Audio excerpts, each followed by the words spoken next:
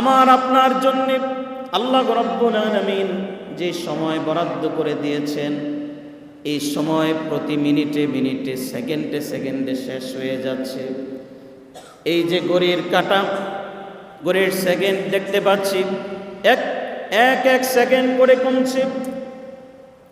ঘড়ির সেকেন্ডের কাঁটা ঘুরছে, প্রত্যেকটা সেকেন্ডের কাঁটা ঘুরে ঘুরে আমাকে বলে দিয়ে যাচ্ছে তোমার জন্য আল্লাহ পাক যত সেকেন্ড বরাদ্দ করেছেন, প্রতি সেকেন্ডে তোমার হায়াত থেকে সময় বিয়োগ হয়ে যাচ্ছে।